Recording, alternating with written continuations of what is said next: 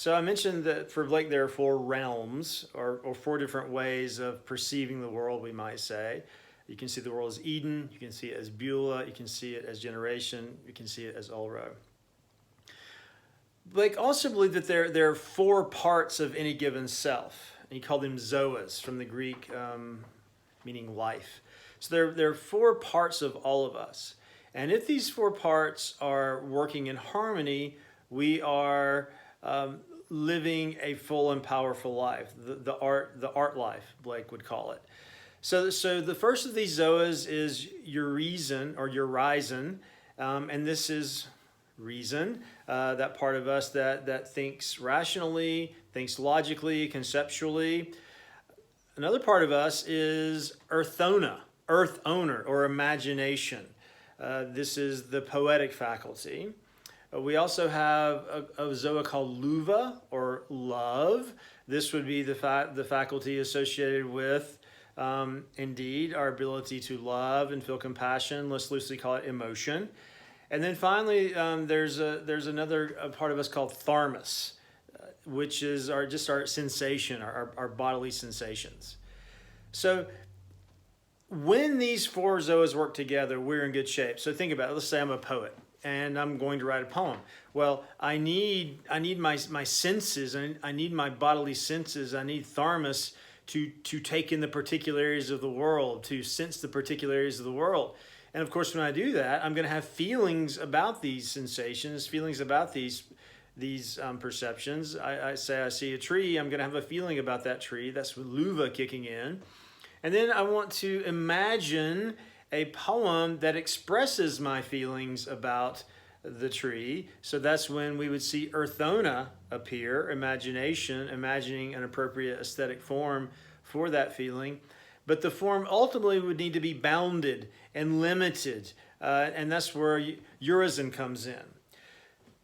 Now the problem is that these four forms rarely work together. And why is this? According to Blake's mythology, at a certain point, Urizen says, I'm number one. I'm the best. I'm the best of all the four Zoas. Rational thought is better than imagination and emotion and sensation.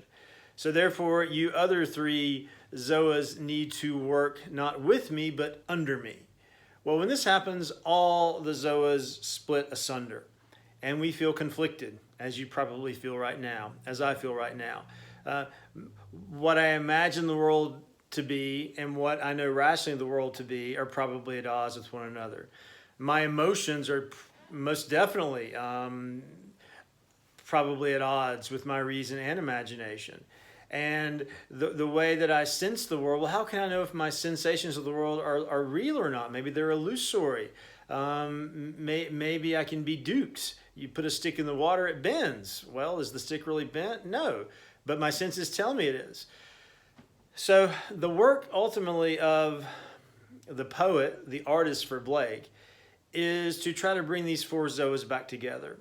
How? One, by criticizing Urizen and showing the limitations of his view. Two, by showing how the imagination is just as powerful as reason and can counter it. And three, ultimately trying to reconcile emotion with these more intellectual or mental activities.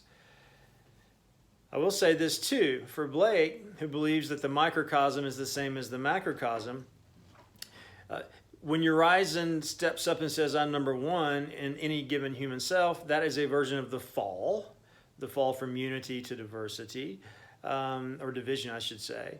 And this is exactly how the universe itself fell. The universe itself is made up of four Zoas. But when Urizen says, I'm number one, all the other Zoas fall asunder. For Blake, this is the moment in the book of Genesis when God says, let there be light. And then God says many other things that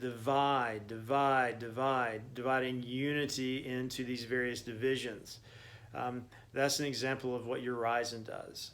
So Blake's reading of the God of the book of Genesis would be a Gnostic one, seeing that God as not the one true God, but simply as one of the four Zoas becoming overweeningly arrogant and trying to basically reduced the world to his own self. So those are the four Zoas. Again, Urizen, roughly translated as reason, Urthona, roughly translated as imagination. And I will say that when Urthona falls, when it is in division with the other Zoas, he becomes Los. So you've seen the book of Urizen, you'll see Urizen and Los having these great struggles. And then going on down, then returning to the list, Luva, emotion, Tharmas, sensation.